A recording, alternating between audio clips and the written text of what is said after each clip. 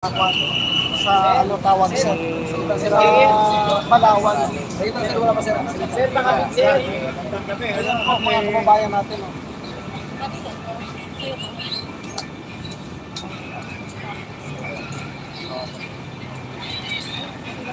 Yun, ano? Okay, nandito ako para alamin yung ano, kanina lang kausap ko siya.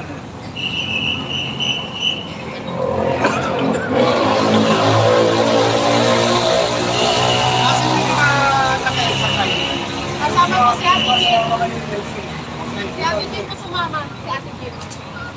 Ate Jin. Si Jake. Parang basta mapasa. So, yun, ano, bilisan lang natin, ano? At ako agad pupunta doon sa police station. Kanina, doon sa Eastwood. Kausap ko kanina yung station commander ng Eastwood Police Station at sinabi nga sa akin, sila ay nag-issue ng warrant of arrest matungkol doon sa kaso na batas ng bansa bilang 22 o bouncing check law. At ito ay nakapile sa Metropolitan Trial Court ng Makati, sa lungsod ng Makati. Ibig sabihin, yung kaso ay nasa jurisdiction ng Makati City. At dito ay nagtataka tayo kung bakit ang nag-serve ng warrant of arrest ay yung mga kawat ng Quezon City Police District. Ito ay nagpapatunay lamang na itong pagsiserve ng warrant of arrest na ito ay hindi po ito isang ordinary na police operation, kundi ito ay isang covert operation. Bakit ko nasabi ito? Sapagkat itong ginawa sa EDSA Friday Group Vlogger ay nagpapatunay lamang na ito yung mga klase ng mga ginagawang paghaharas sa mga kinikilalang kalaban ng pamahalaan, lalo na ng Administrasyong Marcos. Yung ginawa kay Nelson Guzmanos na pag-aresto sa araw ng Biyernes kung saan wala ng opisina. Ginaon, natapos na yung opisina at araw pa ng Biyernes. Sa makatuwid, wala siyang pagkakataon na kaagad na makapagpiyansa. Diba? Itong kaso niya ay bailable po ito, no? At ito ay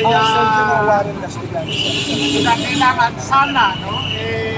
Sinasagawa yung mayroong pagkakataon yung akusado na makapaglagan agad ng piyansa. Bakit hindi nila isinagawa ng maaga ng Biyernes? Kung Biyernes ang halimbawa. Kasi kung ito ay isinagawa ng mas maaga sana, ay kaagad tayo makakakuha ng information, ano? Kung sa korte, kung saan nakapile yung kaso. At agad-agad, makakapaglagan tayo ng kasuhan. Pero yung ginawa nila kaya kasama natin, talagang pinagkaitan nila, no, ng pagkakataon. Ito kitang-kita naman, ano, yung mga ganitong klase ng mga aksyon, ito yung pangpamalahura, pangpamalasubas sa karapatan ng mga ordinaryong mamamayang katulad natin. Yun po yung ano, no? Kaya agad-agad, kanina, no, nung matanggap namin yung balita ay naiipit ako sa traffic dahil napaka-traffic ito, mapunta rito, no? At hindi ko na nga sila inabot ngayon, pero ngayon tatakbo agad ako doon sa Eastwood Police Station upang masiguro natin na itong si Nelson Gustalos ay hindi ilalagay sa tambakan ng basura. Gusto natin makasiguro na ito ay opisyal na ipapasok sa police blatter na bilang palatandaan na itong ating kasamahan ay nasa kustodya ng pulisya.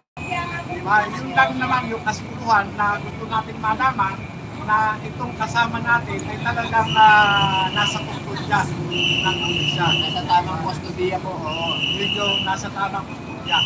So yun po, no? Kung meron po kayong katanungan, ilang ano lang po at ako'y lalakad na rin. Hindi po.